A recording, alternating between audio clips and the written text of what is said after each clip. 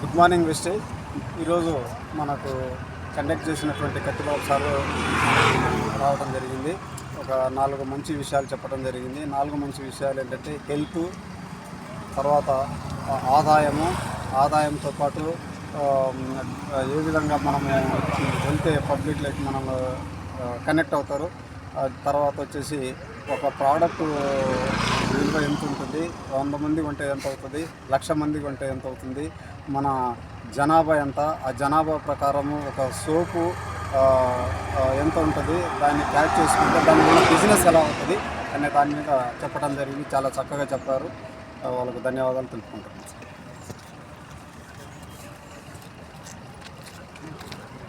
Good morning వెస్టేజ్. Good morning. ఈరోజు ఖమ్మం డిఎల్సిపిలో జరిగిన మీటింగ్కి మన ఐఏఎస్ గారు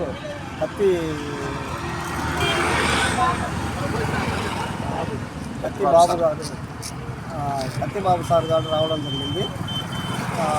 మనము వెస్టేజ్ ఎందుకు చేయాలనే విషయంపై 4 పాయింట్లలో వివరించడం జరిగింది. 1 హెల్త్ కోసము, 2 డబ్బు కోసము, 3 లైఫ్ స్టైల్ కోసము, 4 జాబుకు దీంట్లో చేరిందా ఎలా డబ్బు సంపాదించాలనే విషయంలో చెప్పడం జరిగింది. ఒక ప్రొడక్ట్ ఆమ్లా గురించి 49 విషయాలు ఆమ్లాలో ఉన్నాయని చక్కగా వివరించడం జరిగింది. Both of thanks. So good morning Vestige. నా పేరు నారాయణ, వెస్టీజ్లో క్రౌడ్ డైరెక్టర్ పనిచేస్తున్నా.